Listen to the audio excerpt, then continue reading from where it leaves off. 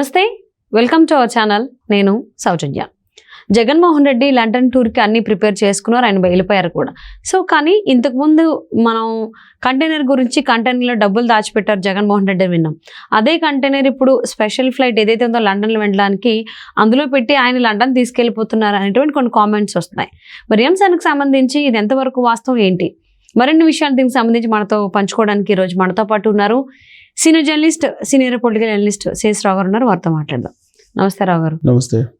Jaganmohan Reddy finally London వెళ్ళిపోయారు special ఫ్లైట్లో. ఆయనతో పాటు కంటైనర్లో డబ్బులు కూడా తీసుకెళ్ళిపోయారు ఫ్లైట్లో పెట్టుకుని అని అంటున్నారు. ఇది ఎంతవరకు వాస్తవం, ఈ ఆరోపణలు ఎంతవరకు నిజముంది అంటారు?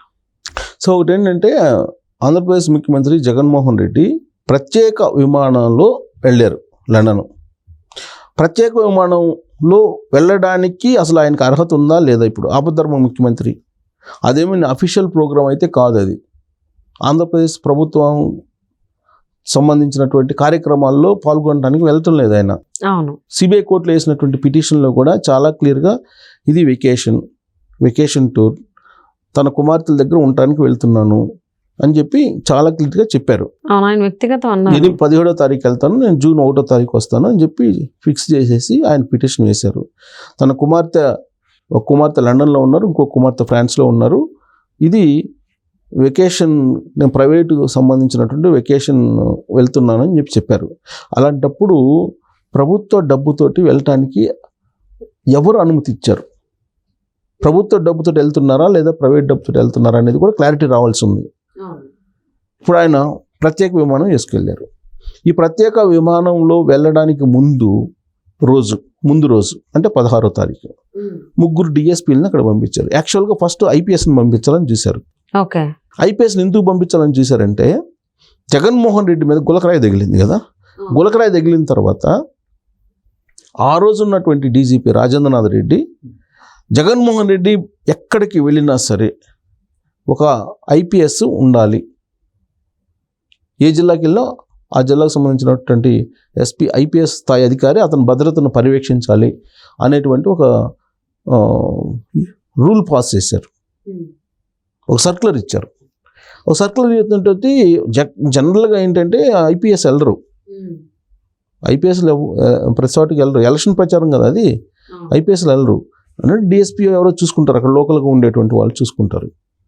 అఫీషియల్గా ముఖ్యమంత్రి వెళ్ళినప్పుడు అది వేరు. ఈయన ఆపద్ధర్మ ముఖ్యమంత్రి ప్రచారానికి వెళ్తున్నారు. సో కాబట్టి ఆయన గులకరాయి తగిలిన తర్వాత ఈయన ఒక సర్క్యులర్ ఇచ్చారు. మొత్తం భద్రతకు సంబంధించి ఐపీఎస్ అధికారి పర్యవేక్షించాలి అనేది. బహుశా ఆ సర్క్యులర్ని బేస్ చేసుకున్నో ఏమో, ఈయన లండన్కి వెళ్ళడానికి ముందుగా ఐపీఎస్ని సెక్యూరిటీగా పంపించాలని చూశారు.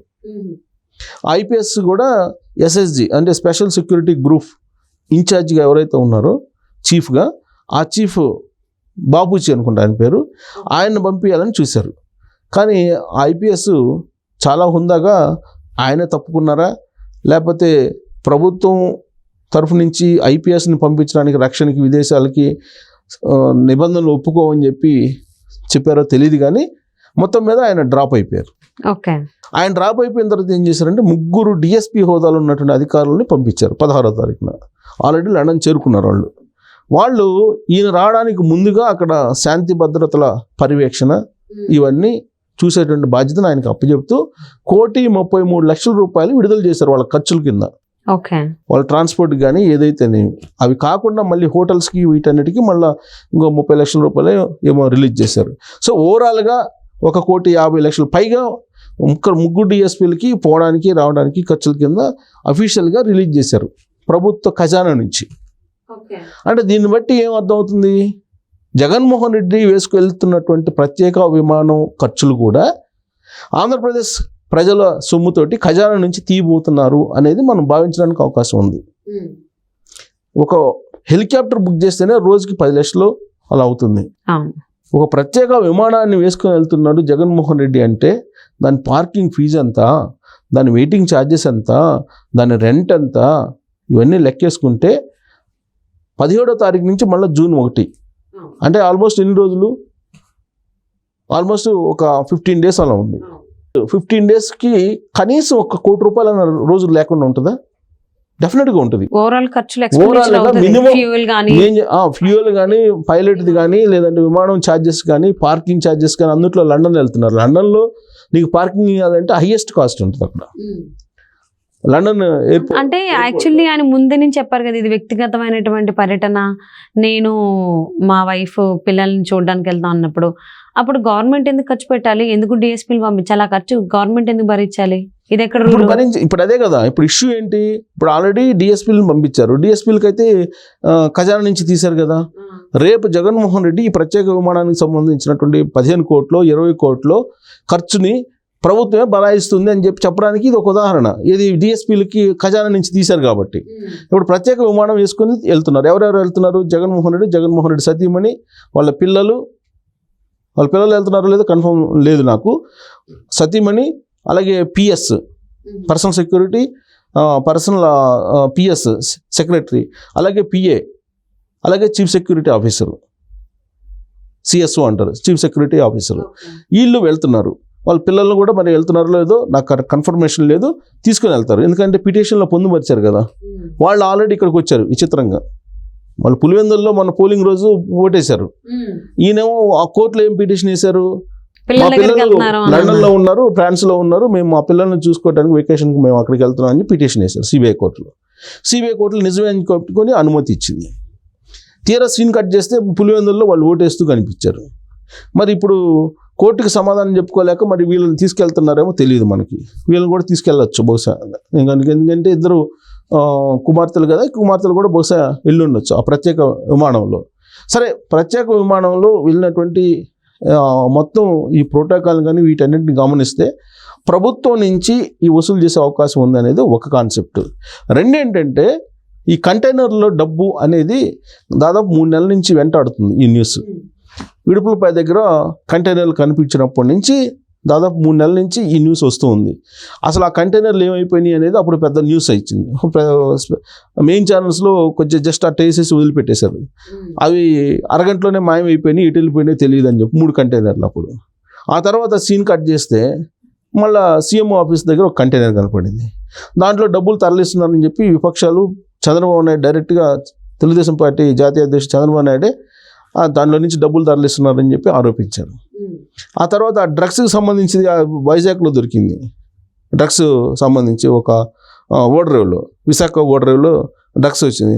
దాంట్లో నుంచి కంటైనర్ నుంచి హవాలా మనీ వచ్చినాయి, ఆ డ్రగ్స్ ఉన్నాయి. ఆ డ్రగ్స్ తాలూకు ఒక బస్సు ఉంది, సంజయ్ ఆక్వా ప్రైవేట్ లిమిటెడ్. ఆ బస్సులో బాక్సులు ఉన్నాయి, ఆ బాక్సులో డబ్బులు ఉన్నాయని అప్పుడు ఒక న్యూస్ వచ్చింది. అదంతా అయిపోయిన తర్వాత సరే దానికి ఎవిడెన్స్ లేదు, 2-3 రోజులు న్యూస్ ఇస్తున్నారు, అయిపోయింది.